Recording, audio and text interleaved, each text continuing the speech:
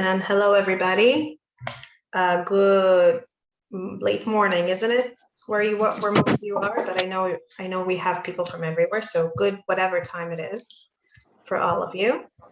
And thank you for joining us on this second entry, our second foray into the bread and butter of Exodus and into what liberty means, how this amazingly dense, convoluted story achieves so much more than just the liberation of one people, how it sets in place our understanding of what liberty even means. So thank you for joining us, and let's delve right in.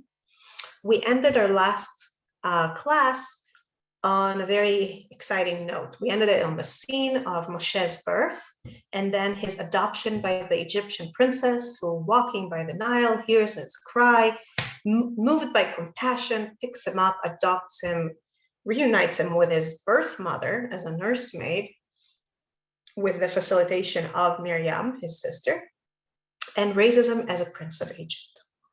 Now, even though it took us an entire class to get to that point, the truth is that it's halfway through the second chapter of the story. It's very early on in the story. In many ways, we could say that it's the opening gambit. Before that was a little bit of exposition about what's the situation in Egypt, what the Jews are doing in Egypt, etc., why they're in this state of subjugation. And then we have the birth of the hero, a very classic opening shot in a story. Now, the thing is that the way stories work is by engaging certain expectations and then using these expectations to pull us through the story and make us pay attention at the right places, make us experience certain things, make us experience satisfaction when the expectations are met, or dismay or shock or pleasant surprise when the expectation is not met, or rather subverted in some interesting way. So when we look at this opening shot of Exodus, when we look at the birth and adoption of Moshe, we should ask ourselves, if we want to understand what the story is all about, what expectations does this moment engender? What kind of hints does it give us to what is to come? And the thing is that if we read Exodus immediately hot upon the heels of Genesis, if we start the Bible with Genesis and just goes on, then we're merely chapters away from the story of a different Jewish boy who ends up rising into prominence, finding his way into the court of an Egyptian king, namely Joseph. In Joseph's case too, a series of events that was horrific, his sale into slavery, but turned out in retrospect to be providential, ends up placing him within Paro's sphere. And then Joseph turns around and uses this power to help his people. So if we had knew nothing about where the story goes now, let's pretend that all we know is Genesis and chapters 1.5 of Exodus, we may be forgiven for assuming that what's going to follow is a variation on the same story. Here is a baby who, through a series of horrific, yet it turns out providential events, finds himself in the court of an Egyptian king. We are rather justified in expecting him to then turn around and use whatever power he accrues through that set of events to lower the burden from his brethren, or even take them out of Egypt wholesale. In fact, this pattern is so ingrained that later, in quite a few biblical books, or in Hebrew calendar in a few weeks, we will read another story of a Jewish young person who finds himself through a horrific set of events in the court of a powerful king, and then uses her power, in this case, since we're talking about Esther and Achashverosh's court, to save her people. Yet, all this weight of expectation aside, or despite all this weight of expectation, this is not what happens. Instead of growing up in the court and then using his position in the court to help the Jewish people, Moshe's very first actions as an adult, the moments where we see him actually shaping the world and not merely being there as an object of a group of women engaged in giving him life, basically lead him away from his position in court, away from Egypt. And it almost seems, for the span of 2 chapters, away from the broad story of the Jewish people altogether. Let's look at it together in the source sheet. I believe you have it, but I will share it regardless. I'm here at box number 1 in the very beginning of that story. Sometime after that, after Moshe's adoption and naming, when Moses has grown up, he went out to his kinsfolks and witnessed their labors. I just want to emphasize that in Hebrew, it doesn't say witness, it says saw. He looked at their labors, and I'll come back to why it's important in a bit. He saw an Egyptian beating a Hebrew, one of his kinsmen. He turned this way and that, and seeing no one about, he struck down the Egyptian and hid him in the sand. So we already, at this stage, see that Moshe doesn't see himself as wholly Egyptian or wholly of the king's men. There's a certain sense of kinship implied here between him and the Hebrews. Now, admittedly, we're never told if Moshe feels this sense of kinship, but it's very strongly implied in the text that he cares about the fate of the Hebrew men. But it doesn't end here. When he went out the next day, he found 2 Hebrews fighting. So he said to the offender, "Why do you strike your fellow?" He retorted, "Who made you chief and ruler over us? Do you mean to kill me as you killed the Egyptian?" Moses was frightened and thought, then the matter is known. As long as the matter is not known, Moshe can still remain in the Egyptian court and still fulfill our expectations of using his power as a prince for the good. But once it's known, matters take a different turn because Paro learns about it. I'm here at verse 15. When Paro learned of the matter, he sought to kill Moses, but Moses fled from Paro. At this point, he's leaving Egypt and leaving his position of power. He arrived in the land of Midian and sat down beside a well. Now, the events that will follow are events that are going to cement him in his place in the land of Midian by giving him a new family and a new occupation and a new way of life. And here it is. Now the priest of Midian had 7 daughters. They came to draw water and filled the troughs to water their father's flock. Now, I want to pause for a second and say the following. If I mentioned before that the way storytelling works is by awakening certain expectations in us and then using them to pull us through. In this case, after the book of Genesis, we already have a certain established pattern in our mind. We already know that a lot of times betrothals stem from something that happens by a well. We already saw that happening in Isaac's case. We already saw it happening in Jacob's case. So even hearing just that Moses is sitting by the well and that there's girls by the same well, rings a little bell.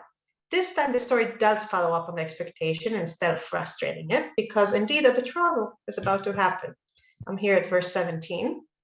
But shepherds came and drove them off. Moses rose to their defense and he watered their flock. When they returned to their father Reuel, he said, "How is it you have come back so soon today?" They answered, "An Egyptian rescued us from the shepherds. He even drew water for us and watered the flock." He said to his daughters, "Where is he then? Why did you leave the man? Ask him to break bread." Moses consented to stay with the men, and he gave Moses his daughter Zipporah as wife. She bore a son whom he named Gershom, for he said, "I have been a stranger in a foreign land." Here he is, building a new family, creating a relationship with a father-in-law, with a wife, with sisters-in-law, all 6, giving birth. At this point, Moshe looks as far from the Jewish story as can be. It seems as if the grand narrative that started in the beginning of Exodus with the names of those who came to Egypt and then their descendants who grow and then become subjugated, it's just behind. It's just the past. The past is prologue. What's happening now, the focus of the story, is Moses' life in Midian. But if we take a step back and we look again at the very passages we just read, and look at them not merely as a story that details how one man goes from place to place, but rather as little hints, little foreshadowings of what's to come, we will see that the very story that details to us how Moses ended up going out of Egypt, of the court, of the narrative of the Jewish people, foreshadow all the ways in which he's going to then serve, advance, shape the Jewish story upon his return to Egypt. I'm opening it again. Sorry, just a second. The first that Moshe does. Moshe, can you hear me? Yeah. Moshe, the first thing that Moshe does once he grows up is he went out to his kinfolk and witnessed their labors. He goes and sees things. Now, it may sound random, it may sound as a non-important fact, but the truth is that seeing things, pausing to notice things, will now become a staple of Moshe's life, one of the tools that enable him to carry out his job as liberator under God. Because the story of his rise as a liberator will start at a moment when he notices something. Let us see that moment. In box 2 in Exodus 3, verses 1 to 4.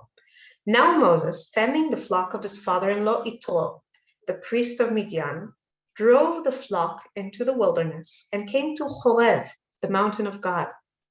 A messenger of Hashem appeared to him, or an angel in the more traditional translation, in a blazing fire out of a bush. He gazed, in Hebrew, vayal, the same verb as we saw him use when he went to see his brothers, and there was a bush all aflame, yet the bush was not consumed. Now, we might think that this is the moment when God is going to reveal himself and start speaking to Moses. After all, we already know that this is a moment of revelation. We were informed by that by verse 2. But before God can reveal himself, Moshe responds to his own sight. Moshe said, I must turn aside to look, lirot, va'er'eh, again, the same verb, at this marvelous sight. Why doesn't the bush burn up? Only then, when we see how seriously Moshe takes the act of seeing, does God reveal himself. When God saw that he had turned aside to look, God called to him out of the bush, Moshe, Moshe. And he answered, here I am. I wonder in our own life how many times we see burning bushes and don't pause to take a look at them. Don't notice the incongruity. Don't notice that something wondrous or larger than life is happening, and just keep going and miss the revelation that's hidden in them. What's special about Moshe is that he sees. And when he sees, he acts. Later, he is going to become the man who sees God's face to face. And God repeatedly describes him as the prophet who saw God most clearly. Nobody ever will come as close.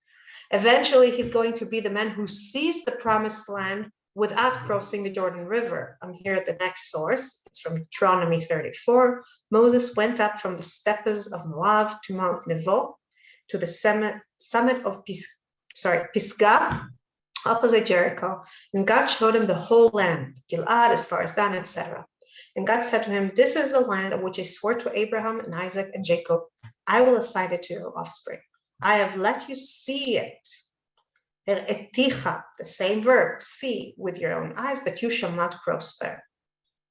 His whole life characterizes Moses as a man who first and foremost sees. But seeing is not enough. People can see and yet not act upon it. The thing that's unique about Moshe, and the thing that foreshadows his particular roles, is that when he sees wrongs, he stops to correct them.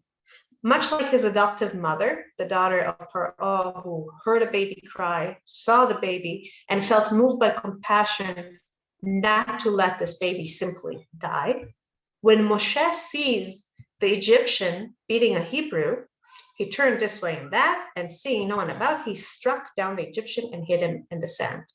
This first action, besides sight itself, foreshadows for us the main project that Moses is going to have to carry out in the very following chapters, namely the project of removing the Egyptians' oppressors' power over the Hebrews. Before he can carry out any other mission, this is going to be his mission. In other words, what he did on a personal, one-on-one level, when he intervened in the scene of oppression of an Egyptian beating a Jew, a Hebrew, he's going to now do on the national scale. This is what God informs him after showing him that burning bush. God says, and I'm jumping down to box 3, and God said, and we're here at the burning bush after Moshe says, here I am, remove your sandals from your feet, for the place on which you stand is holy ground. And continued, I am the God of your father's house, the God of Abraham, the God of Isaac, and the God of Jacob. And Moses hid his face, for he was afraid to look at God. And God continued, I have marked well the plight of my people in Egypt and have heeded their outcry because of their taskmasters. Yes, I am mindful of their sufferings. Much like Moshe himself, by the way. When Moshe goes and sees the suffering and intervenes, God says, I will too. I have come down to rescue them from the Egyptians and to bring them out of the land to a good and spacious land, etc., etc. I'm jumping to verse 10. Come, therefore, I will send you to Paro, and you shall free my people, the Israelites, from Egypt. Just as it was his first action, personally, saving a Jew, a Hebrew from an Egyptian, now he has to go and carry forth the same mission on the national level.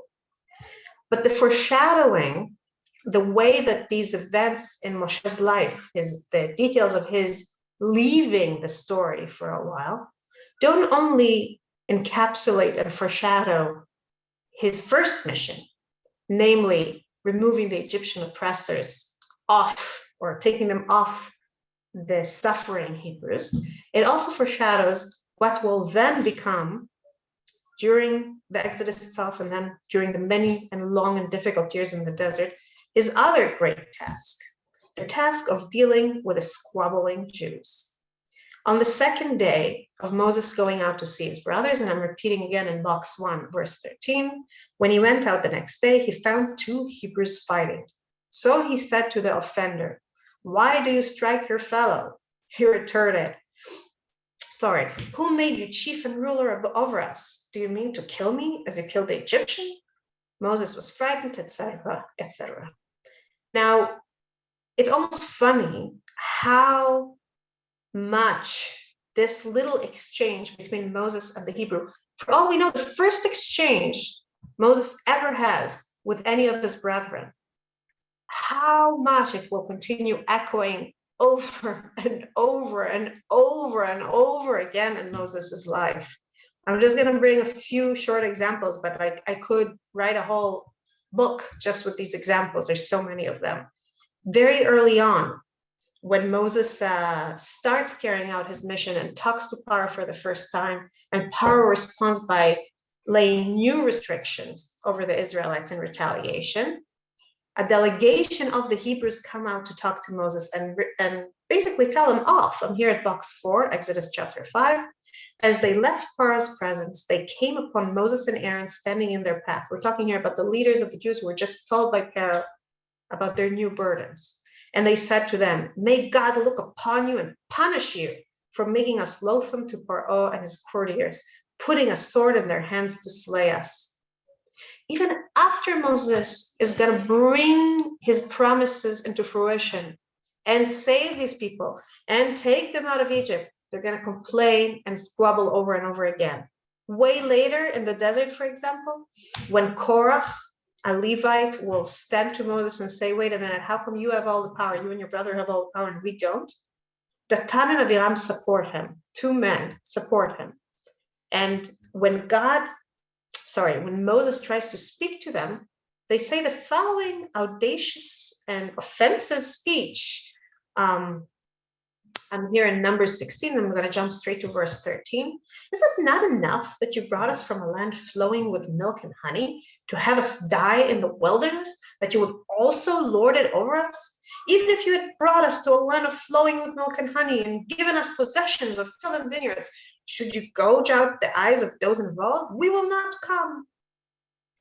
Interestingly, the Midrash, the sages here, and Rashi in his commentary on the Torah quotes them decide to turn these two men, the Tan and Aviram, that speak to Moses with these brazen terms, into kind of like these repetitive villains of the peace. And later they even tell us that those were the same people who Moses saw fighting and tried to tell off on his second day of going out to see his brethren. But even without this very direct commentary, this direct connection between those instances that the commentary imposes on the text, it's clear that when Moses meets those squabbling Hebrews, he is in a sense taking the first step unknowingly.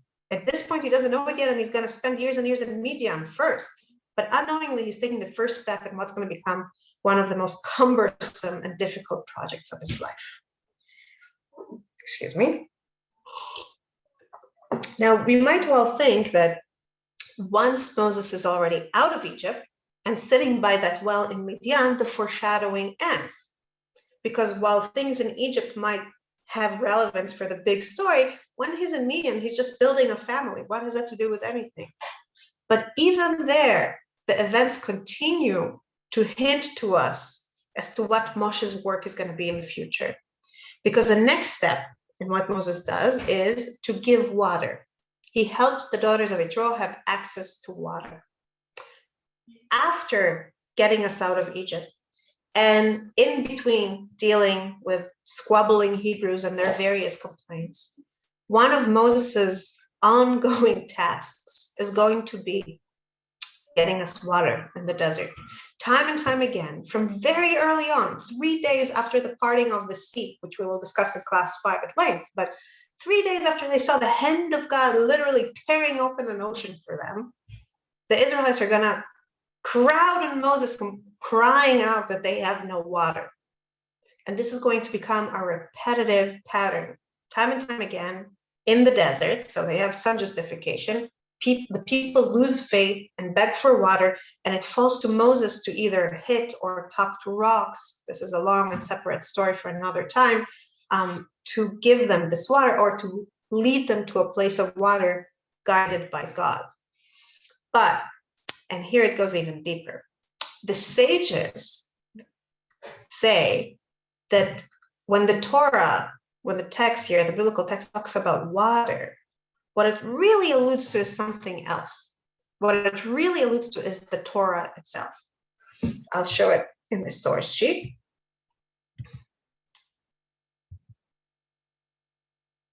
I'm reading here in box 5, and I'm reading from the Talmud, from the Bavli in Bava Kama. As it is taught, and they went 3 days in the wilderness and found no water. This is about the situation I just described that took place immediately after the opening of the sea. Those who interpret verses said that water here is referring to nothing other than Torah, the Jewish law. As it is stated, "Ho, everyone who thirsts, come for water." This is from Isaiah. The verse means that since the Jews traveled for 3 days without hearing any Torah, they became weary. And therefore, the prophets amongst them arose and instituted for them that they should read from the Torah each Shabbat, and pause on Sunday, and read again on Monday, and pause on Tuesday and Wednesday, and read again on Thursday, and pause on Shabbat Eve, so they would not tarry 3 days without hearing the Torah. And the implication here is ever again. Let's pause for a second, because it's worthy of, this commentary is worthy of unpacking. You could say, oh, okay, whatever, it's just symbolic language. It just, instead of just sticking with the simple fact, which is people in the desert need water, and saying it makes sense that if for 3 days they had no water, they started complaining about it. The sages seem to just say, oh, no, let's talk about Torah instead. And you might feel that it just imposed upon it, that this is an oddly invasive, heavy-handed commentary. But let's think about the psychology of it. Let's think about these people who just left Egypt and then saw this enormous miracle, impossible miracle, and saw their erstwhile oppressors drown. And again, we will talk about that in a few weeks at length. And now they're going on. They must be very, how to put it, overwhelmed. They must be wondering, what are we supposed to do with ourselves? Okay, so the Egyptians are dead, and God does miracles for us. But what are we supposed to do next? Who are we now? We're no longer slaves, and we're no longer in the throes of the crisis, running away, crossing the sea, celebrating. Nothing instinctive is there to guide us anymore, and our past can't be used as our blueprint because we're no longer in that past. What do we do next? And I think it is this unease, this feeling of not knowing what's up and down and left and right and where they're supposed to go and what they're supposed to do, that the sages catch on to here with their interpretation. Because what does it mean to say they had no Torah?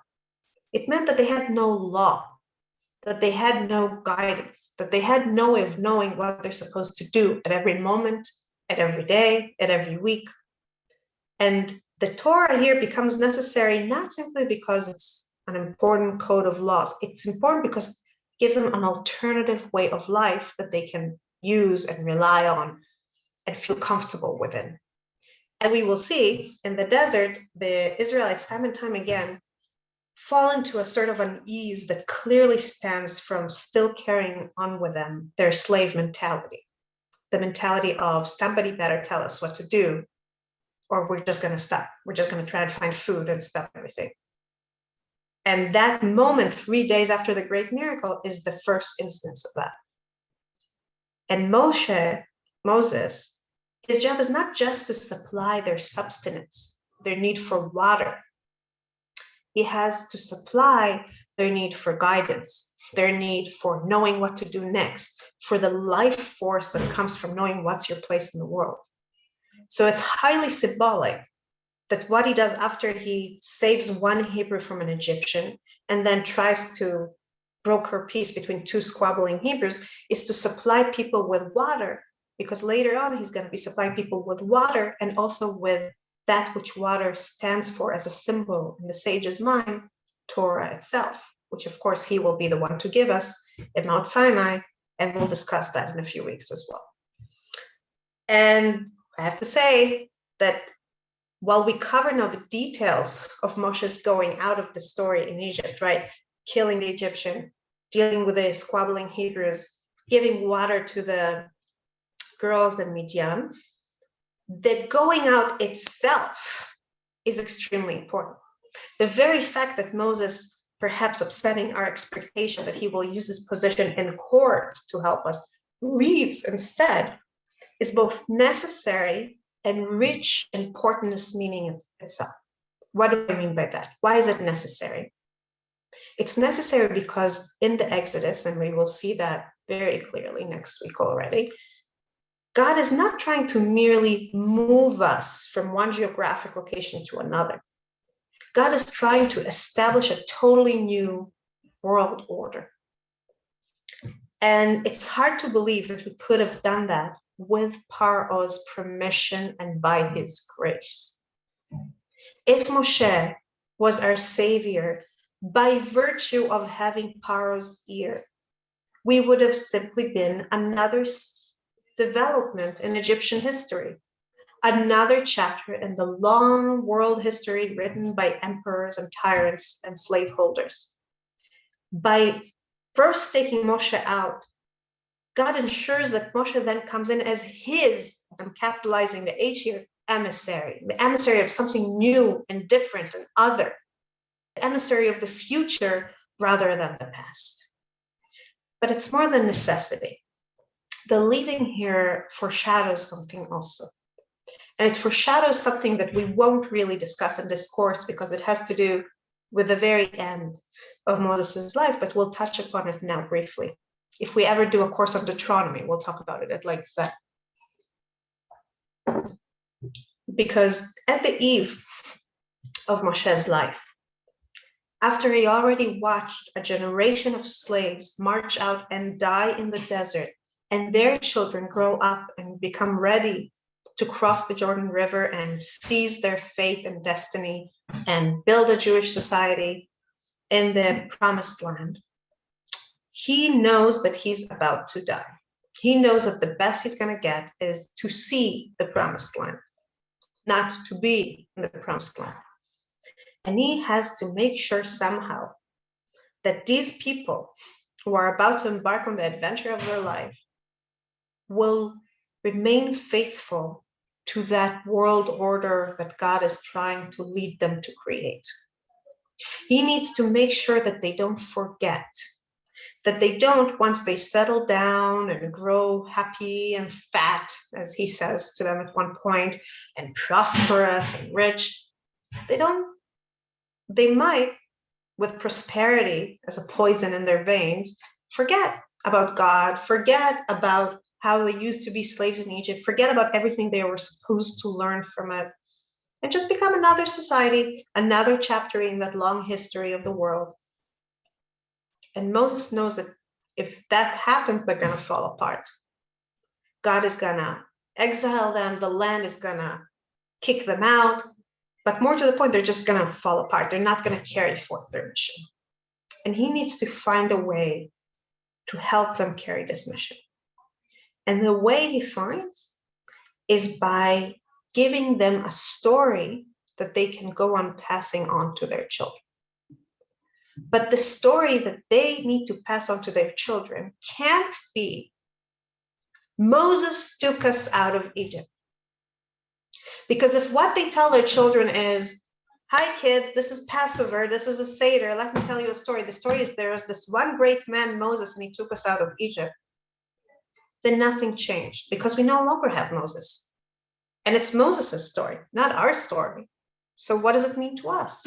How can we, the children sitting around that table in that Seder, in that land of Israel of old, how can we learn anything from it if it's a story about this heroic, almost bigger than life character, Moses?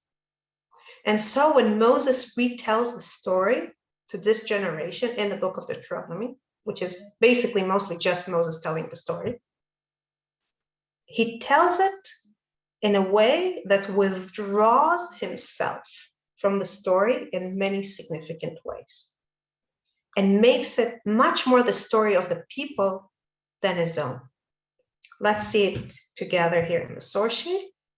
And again, we can't, it's a beautiful, amazing storytelling feat that carries through the entire book, but we'll just see it in the beginning of Deuteronomy. I'm here at box 6. Our God Hashem, God, spoke to us at Horeb. So already God is speaking not to me, and then I tell you, but rather to us. The voice here is the plural, saying, you have stayed long enough at this mountain. Start out and make your way to the hill country of the Amorites, and to all their neighbors in the Arava, the hill country, the Shephelah, the Negev, the seacoast, the land of the Canaanites, and the Lebanon, as far as the great river, the river Euphrates. Now, I want to point out that in English, the you is ambiguous, right? You and your could be singular and could be plural. In Hebrew, it's not ambiguous at all. It says pnu, s'u, bo, all plural verbs. See, I place the land at your disposal. Again, lifnechem, in the plural. Go, take possession of the land that God swore to your fathers, Abraham, Isaac, and Jacob, to assign to them and to their heirs after them. Thereupon, I said to you, for the first time, after saying this great mission as directed to the entire people, without him as the go-between, even though we know historically he was, now he says, I. Now he brings himself into the story. But look what he does at that very moment when he himself speaks. Thereupon, I said to you, I cannot bear the burden of you by myself. Your God has multiplied you until you are today as numerous as a star in the sky. May God, the God of your ancestors, increase your number, etc., etc. And then in verse 12, how can I bear unaided the trouble of you and the burden, bickering? Pick from each of your tribes candidates who are wise, discerning, and experienced, and I will appoint them as your heads. You answered me and said, what you propose to do is good. In other words, the first moment when Moshe introduces himself as a singular I to this story is the very moment when he withdraws from singular leadership of the people and invites them to bring forth their own leadership. Now, this is a moment of historical revisionism, because in Exodus, and we will touch upon it in a few weeks, this is not what happened. What actually happened was that Moses was toiling and toiling, trying to adjudicate cases for all the people and just not getting to all the load and wearing himself out. And his father-in-law, who was visiting at the time, looked at him and said, this is not a good idea. You need to raise other leaders who will help you with adjudicating the people. And Moses said, oh, this is an excellent thought. Now, the commentators try and make these two versions, the version in Exodus and the way Moses retells it here in Deuteronomy, work out and be true at the same time. And I'm not going to go into it right now. This is not what this course is about. I will only say that it makes a lot of sense for Moses to retell it in this way, because what's relevant for these people on the verge of going into Israel, as they need to hold on to a story so that they will remember and pass on their identity to their kids, is not the whole story of Moses struggling with administration and other people in Moses's family coming in with advice and being proven right. That's not relevant for them. What they need is to hear about how they are part of the story. They, the people in plural, are the ones who are making it happen. So when Moses comes and says, I gave you this idea and you embraced it, what he's telling them is the story really started when God gave all of us a mission, and you as a group rose to the challenge and helped me make it happen. In order to do that, he needs to withdraw his ego, his presence, his initiative, which is very pronounced throughout the story in Exodus, Leviticus, and Numbers. He needs to withdraw all of that to allow the story to stand on its own without him and carry forth the job that he did first. He needs to leave the story with them to do what he did until now, which was keep them connected to their past and to God and to each other. So even the very fact that Moses starts his career by withdrawing from the story of the Jewish people and going somewhere else is in itself a foreshadowing of his last and perhaps greatest gift to us as a historic leader, the withdrawal from the story that he perpetrates, that he initiates and carries out at the end of his life. But while rich with foreshadowings and rich with portentous moments, this story of going out, of going to meet and ending up immersed in Midian, does end. And Moshe is called forth to come back. And the moment when he's called forth is the moment we already read together, the moment of the burning bush and God informing him that he was chosen to go and carry out the liberation of the people and bring them to the mountain, the same mountain where he's at to get the Torah, to worship God there, and eventually to the promised land. And at that moment, something very interesting happens. Because if until this moment, Moshe's actions foreshadow his own future projects as the leader of the Jewish people under God, now what it takes for him to go from point A, the burning bush, to point B, back in Egypt and carrying out the mission, foreshadows not his experience in the future, but rather what the people will experience as they undergo liberation, the conditions and experiences that they themselves will undergo. And I want to touch shortly, or briefly, I guess is the right term, upon 4 of these aspects of the big liberation that Moshe experiences first on his way back to Egypt, becoming, in a sense, almost an avatar or a prefiguring for our national experience later on. The first thing I want to talk about is at the core, or at least one of the cores of Moshe's initial response to God's mission. Because Moshe's initial response when God talks to him from the burning bush is not, yeah, we'll do that, but rather, no, I'm the wrong person for the job. They wouldn't believe me. Paro wouldn't believe me. I wouldn't know how to do that. And after God keeps telling him, no, you can do it. I'll give you signs to Paro. I'll support you with the people. This is what you should tell him. Moshe reaches another objection, and he says the following. Moment. I am here in box 7. But Moses said to God, please, oh my Lord, I have never been a man of words. By the way, isn't it ironic that the man who's not a man of words will end up giving us a whole book called Words, Dvarim, because he spoke so much to leave us this story at the end. But here he says, I have never been a man of words, either in times past or now that you have spoken to your servant. I am slow of speech and slow of tongue. Moshe feels that there's something in his speech that's deficient. And God tells them, I will help you overcome it. And God said to him, I'm reading here, who gives human speech? Who makes them dumb or deaf, seeing or blind? Is it not I, God? Now go, and I will be with you as you speak and will instruct you what to say. In a way, Moshe here represents the state of the Jewish people. Because what we know about this people is that they can't even call out to God eloquently to express their own suffering. Earlier in the book, in the 2nd chapter, we heard the following. A long time after that, the king of Egypt died. The Israelites were groaning under the bondage and cried out. But both groaning and cried out, which in Hebrew is ya'anchu and vaizaku, are very explicitly not words that come with content. They make noise. They groan like an animal. They scream in pain, but there's no words there. They don't know yet how to express this distress.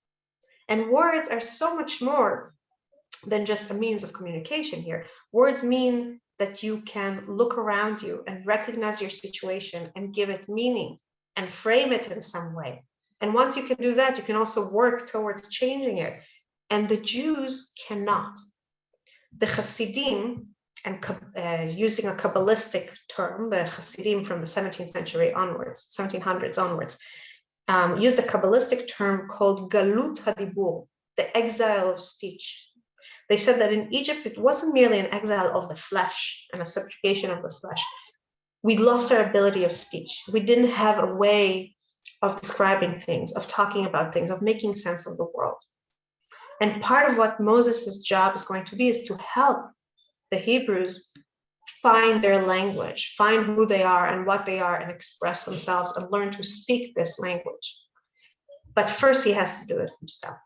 He has to first encapsulate, first experience and prefigure the salvation from this exile of speech that they will have to undergo as they go out of Egypt. So this is one thing he has to become the avatar for. But here's another thing, and it's a very important thing, and it's there in God's answer when Moses responds to God's assurances that he will help him speak with dismay, saying, no, I can't do it. I really cannot do it. And then God gets annoyed and says, fine, you can't do it? Go anyway, and I'll bring someone else to speak for you. And this someone else is not going to be just anyone. It's going to be your brother. But he said, please, oh my Lord, make someone else your agent. God became angry with Moses and said, there is your brother Aaron the Levite. He, I know, speaks readily. Even now he is setting out to meet you, and he will be happy to see you. You shall speak to him and put the words in his mouth. I will be with you and with him as you speak, and tell both of you what to do. And he shall speak for you to the people. Thus he shall serve as your spokesman with you playing the role of God to him. In other words, what God is saying here is that Moshe doesn't need to fear that he's going to have to carry out the redemption all by himself. Because his brother is going to come, and together they will become almost one unit. The verses there are very beautiful. You'll be his God, he'll be your mouth, he will speak for you. You will say to him and he will speak to you. Here, let's see it again. It's just a very powerful language of merging. If you look at it here, it says, you shall speak to him and put the words in his mouth. I will be with you and with him as you speak, and tell both of you what to do. And he shall speak for you to the people. That he shall serve as your spokesman, which in Hebrew is not spokesman, it's peh, it's your mouth. It's not only you will put words in his mouth, he will become your mouth. You will become even more merged, as if it's one face with the brain and the mouth and the same words coming out, with you playing the role of God to him. This idea or this fact that Moses needs Aaron to carry out the mission is very significant. It's significant philosophically for the story, because our entire story of exile in Egypt started with brothers fighting and hating each other and selling one another. So it's very appropriate that our redemption from Egypt starts when two brothers come and work together. But it's more than that, because they don't only work together, their joy, their fraternal joy, is honest. The text here makes a point of saying that he will be happy to see you in his heart, which the Midrash, the sages, catch onto and point out. In his heart is to say that it's not just, a smile at you because I have God told me. No, it's genuine. He will feel it. Perhaps this feeling is necessary for two people to become really like one mouth, speaking as one. You can't really merge together. You can't work together as one. More than that, this closeness is necessary in political terms, because all the things that make Moses a good tool for God to use, the fact that he's not part of the people, that he's coming from the outside, that he's not an outgrowth of their life in Egypt, but rather can carry a message from outside into Egypt, also means that he will have a hard time communicating with them. He didn't grow up amongst them. He didn't share their experience of subjugation. He spent 40 years living in Midian with his own new family. What does he know about their suffering? How can he speak for them and help them regain their voice? And those things are what makes Aaron a perfect vessel or a perfect partner in this endeavor, because between them they can bridge and bring insight from outside and understanding from within and make it work together. But it's not just that this cooperation is symbolically pleasing when we think about Joseph and his brother, or politically prudent when we think about Moshe's shortcomings as an outsider. It's also a foreshadowing of the only way that redemption can work in Egypt and always, namely, if we work together. The Israelites are going to have to learn how to work together if they want to carry out their work of liberation beyond getting out of the Egyptian oppressor, out of the yoke of the Egyptian oppressor, and into the actual work of building a life of liberty as a group, as a society.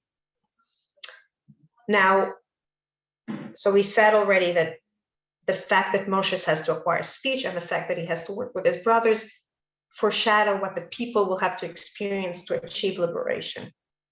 Another thing that will have to happen for the people is that they will have to get their hands bloody. They will have to get their hands bloody, literally, because before the last plague, they're going to be asked to put blood on the doors. But more deeply than that, they will have to be willing to pay the price of sacrifice and sorrow. Going out of Egypt is not going to be an easy process. There's going to be difficulties. There's going to be hardships. There are going to be wars down the line. You can't build God's society in the promised land without fighting a war first. And even that is foreshadowed in the story of Moses' return, because on his way back to Egypt, we run into this very, very cryptic passage. I'm here at box 9. At a night encampment on the way, God encountered him and sought to kill him. So Tzipporah took a flint and cut off her son's foreskin and touched his legs with it, saying, "You are truly a bridegroom of blood to me." And when God let him alone, she added, "a bridegroom of blood because of the circumcision." Now, this is such a cryptic group of verses. Why does God try and kill the man he just sent upon his way? And why did Moses not circumcise his son? And why does it take Tzipporah to circumcise her son? Why does she understand what to do here instead of Moses? Sadly, we don't have time to get into any of that. But what we see very clearly is that there's no going into Egypt before there's an act of brit, of covenant, in this case, brit milah, the covenant that we do through circumcision, and that the act of covenant requires blooding of the hands. So this too gives us a little bit of a sense of what lies ahead. Now, there's one last thing I want to mention. Maybe I'll look at some of the questions first and then stay with me and a minute to the end of the class, I will mention one last thing that Moses has to experience for himself. Let me look at the questions. Moment. Okay. Hello? Why are we referring? Sorry? I'm sorry, I went back. I did the wrong thing. I don't know. What I have to call you. You have a question, Sandy? Where are you? I don't hear you. Where are you? Maxine, can you pin me? Sure. Tim, I'm going to look through the questions in the meantime, excuse me. Okay, why are we referred to as my people, as listed in Exodus 3:7? Aren't we Hashem's people only after we make a covenant with him, basically? Why does God speak to us as his people? So you're right that we didn't consent to becoming God's people until the covenant in Sinai in a formal way, but we are the nation that he promised to his chosen patriarchs through Abraham and Isaac and Jacob. And he told Abraham directly, you will have these children and they will end up suffering in bondage and then I will save them. So in that regard, we are God's. We're God's people because he foresaw and planned and made the whole thing come down a certain way. Just a moment. Susanna Levin wrote, Bnei Israel were without structure in the desert for 3 days. I agree. And it's kind of interesting, right? Because there is some structure. Obviously, they walked in a certain direction, but I think psychologically, that's not very satisfying. Someone named iPad, or whose avatar here is named iPad, wrote, Torah there is tied up and in the fabric of culture, how to live big and small. By making the Tanach around the villains in more than one place, are the sages telling us obliquely to root out evil and bad people, etc., early, else they will cause problems again and again. So interestingly, there's a direct, the sages tell a direct story like that. They say that the man who created or made it possible to create the golden calf was a baby that Moses saved. They tell this whole story that's not really rooted in the text at all, that says how Moses saw the Egyptians using Hebrew babies for building, using them between bricks. This is a gruesome and terrible image. And he saw these babies and Moshe complained to God and said, how can you let innocent babies die? And God said, well, these are not innocent people. These are people who I see will come to bad end, will do bad things. And Moshe said, excuse me, aren't you the God of justice? Shouldn't you judge people for what they already did? And God says, you know what, why don't we do an experiment? You want to save this baby, save this baby. And then this baby causes no end of trouble. So it's not related exactly to the Tanach of Aviram, but I think it would indicate that the sages are trying to convey some message about, I don't know about rooting out. They didn't have power to do that at their time. At their time, they lived under foreign rulers. They didn't have that power to root out anybody. But maybe they're expressing some sort of wishful thinking that wouldn't it be nice if we could just, tell that someone is going to be a terrible person and not have to deal with them in adulthood. But I think that and this is its own class, we don't have time to go into it right now, but it's a problematic, difficult, theologically challenging motivation on the sages' part that requires a lot of thought to understand why they're thinking that and where they're coming from. Specifically, in the case of the Tanach of Aviram, I want to argue that there's a different direction they're coming from, which is actually to minimize guilt. The sages very consistently look at all these cases where the Israelites complain in Egypt, on the way out of Egypt, in the desert before going into Israel, and they're not comfortable with it. They really want to have scapegoats. They want to concentrate the blame. And they constantly try and say that most of the people who complained were not genuine Israelites, but rather the Erev Rab, those Egyptians who kind of went along with the Jews as they left Egypt, which is its own interesting and problematic interpretation or interpretational policy, right? Because why? Why are you so uncomfortable with saying that the Israelites are the ones complaining? Why do you want to throw it all on either very few Jews, like the Tanach who suddenly become, the scapegoats for everything that was ever said out of line, or on people of Egyptian origin? Again, an interesting question to ponder. I can't really go into it right now. I would say, though, that it's telling that the pshat, the text as it is, the simple text, doesn't go that way. The pshat doesn't have any difficulty in telling us the Israelites or the Hebrews squabbled and complained without any attempt to assign it to anybody specific and get it out of the way, except when there's particular actors making particular claims, like later in the case of the Tanach.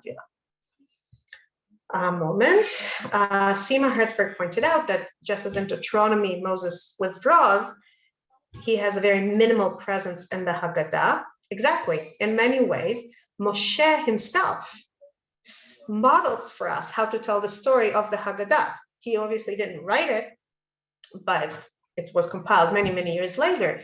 But he's the first to tell the story that doesn't have him as the hero. And in that sense, when we read the story in the Haggadah, we may not be hearing the name Moshe as frequently as we would if we were simply reading the book of Exodus, but we are following in the footsteps of Moshe in the way we tell the story itself. Tova Shimon wrote, Moshe is an example of a leader listening to good advice and criticism. I would agree. A moment. And also that Moshe's withdrawal to allow the nation to take the initiative sounds a bit like the Hasidic concept of God withdrawing or constricting, so to speak, to allow the world to function. That's a really, I didn't think about that. It's a beautiful parallel. But God here, in a sense, Moshe, we talked about Moshe as symbolizing his own future, as symbolizing or foreshadowing the people's future. And here he's standing as an avatar to God. Just like God, to allow the world to exist has to remove some of his presence with all its deterministic meaning. So does Moshe has to remove himself a little bit to allow us around to grow. Moment. Gershon Hapner wrote, God is a deus absconditus, and Moses, by telling the Israelites that he cannot bear their burden alone, tells them that he will become a leader who is absconditus, absents himself. This is his personal imitatio Dei, along the same lines. Yes, very beautifully put. Unfortunately, I have to stop answering questions now because I did promise you another way in which what Moses lives through foreshadows everything that's to come for the people, or gives us a little bit of hints as to what they're going to do in terms of liberation. I'm going to put my personal email in the chat. Excuse me for a moment, so that if you have a question you want to continue discussing with me, you can email me. I can't promise exactly when I'll answer it, but I'll try to answer it. Last point as to how Moses' personal experience upon his return to Egypt becomes a prefiguring of what the people will have to pursue in order to achieve liberty. Also leadership, but liberty more specifically. What happens to Moses when he comes back is very interesting, because you'd think that he'll come back as a conquering hero. Here I am bringing the word of God. Instead, the hesitant man, the conflicted and hesitant man we saw talk to God at the burning bush, is the man who comes back. And even after talking to Paro and after talking to the Jews one time, he's still conflicted and confused, especially when it seems to backfire on the short term. And when after talking to Paro said, these slaves have too much free time, they're agitating, they're creating problems, let's give him even more work. And the Israelites come with that very strong rebuke to Moses and Aaron that we read earlier in the class. And then Moses expresses once more, his hesitation and sense of, maybe in modern terms we'll call it imposter syndrome, to God. Here's what he says. I am here in box 10. Then Moses returned to God and said, oh, my Lord, why did you bring harm upon this people? Why did you send me? Ever since I came to Paro to speak in your name, he has dealt worse with his people. And still you have not delivered your people. All I did was make it worse. Why are you putting me here? Why are you sending me? Why are you causing harm to these people through me? What's interesting is God's response. God's response is not, or perhaps I should say, it's not just the God, it's the storyteller here, the narrator of the story. God doesn't tackle it directly. God doesn't answer, no, it'll be okay, don't worry, you just need to wait. Instead, after Moshe expresses this, and then later in chapter 6, once again says, I'm going to jump here to Exodus 6, verse 12, but Moses appealed to God saying, the Israelites would not listen to me. How then would Pharaoh heed me who gets tongue-tied? God simply goes on by ordering him to go. But then the text veers and suddenly goes into the weeds, into something that looks totally unrelated, into giving us the genealogy of the Israelites. The following are the heads of the respective clans. Didn't we already do that? Why do we need to know that now? Who cares? We're in the middle of Moses being sent to speak to Pharaoh. Why are we pausing for all of this? But then as we read down, we see that the point of the genealogy is to tell us about Moshe's family. Because when we reach verse 20, we hear Amram took into his household his wife, his father's sister Yocheved, and she bore him Aaron and Moses, and the span of Amram's life was so and so. And then it goes on to talk about Aaron's family. And then it ends by saying, and I'm jumping to verse 26, it is the same Aaron and Moses to whom God said, bring forth the Israelites from the land of Egypt, etc., etc. Why on earth do we need to know all of that? Perhaps the reason we need to know all of that, the reason we need to suddenly ground Moses in his genealogical history, is that in order to have the heart and the courage to carry out the work of liberty, which isn't achieved by one speech or one appeal to power or one conversation with the people, what Moshe needs is to remember who he is, to remember where he's coming from, to remember how he's connected to the human society around him, not only through a mission, not only in some abstract way, but physically, viscerally, as a member of a family.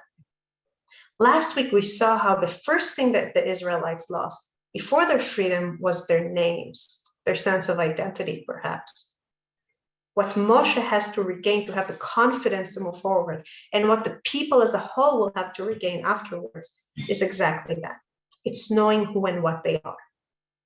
And next week, we will see how God goes about helping them to reach that point. Thank you so much, everybody. Thank you for your patience with getting past the time of the time limit of the class. And I'm very much looking forward to seeing you next week and going on with the story. Maxine, I'm giving the mic to you. Yes, Thank you. Thank you so much for your time as well. And I'm looking forward to seeing everyone next week, if not in an hour, with Rev. Alex Israel, or maybe sometime later this week. But anyway, thank you so much, and enjoy your time. Thank you. Have a good day. Bye. Thank you.